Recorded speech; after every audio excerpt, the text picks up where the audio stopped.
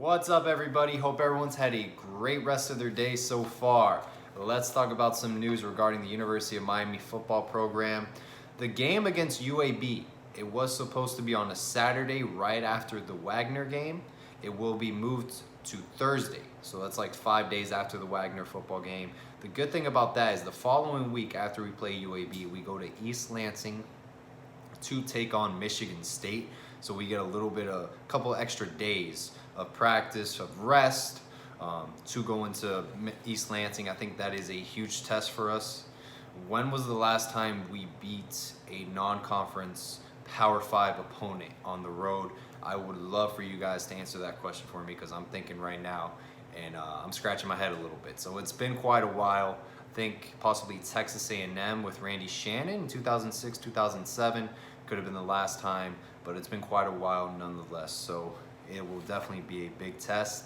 Also, Michigan State, their head coach, Mark D'Antonio, has stepped down. A lot of people believe Mike Tressel will be the interim head coach there. Be very interesting to see what happens moving forward. Nonetheless, though, I think that's a huge plus for Miami, having your head coach step down for the program.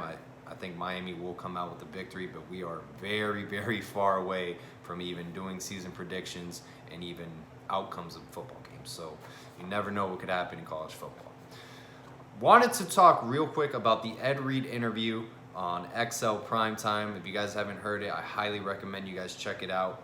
So Reid, man, he really sounded like a disciplinarian. You know, he was saying if you see any players out in the city of Miami past midnight, please let him know. He will give you his cell phone number, his email, to let him know. He really wants to discipline the players on this team. I really like his attitude. He sounds fully invested and energized. He gets the structure on how to become a great football team. Remember, he was coaching with the Buffalo Bills recently, and they let go of the entire staff.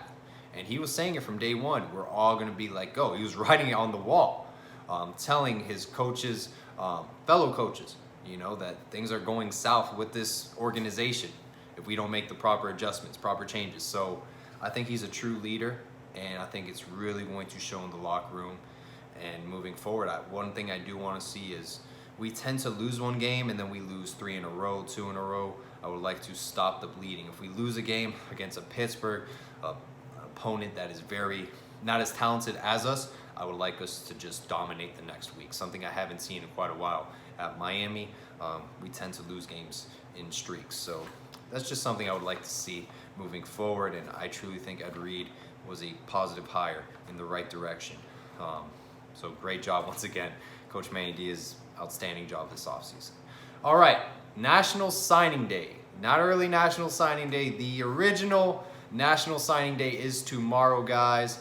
I am not expecting any surprises at all. I have Avonte Williams going to Florida as a lock. I would be very surprised if he picks Miami or Georgia.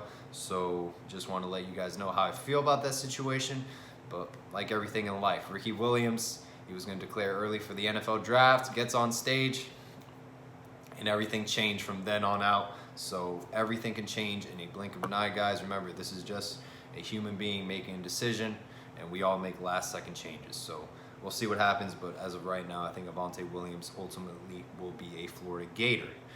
Wanted to talk about Garen Justice a little bit, guys. I think he's probably the most vital role we have on this staff. We have 14 offensive linemen coming into this spring, and he's met one-on-one with each offensive lineman. He states that their confidence has been torn apart because of poor performance in the past, and this offensive line unit truly doesn't have confidence.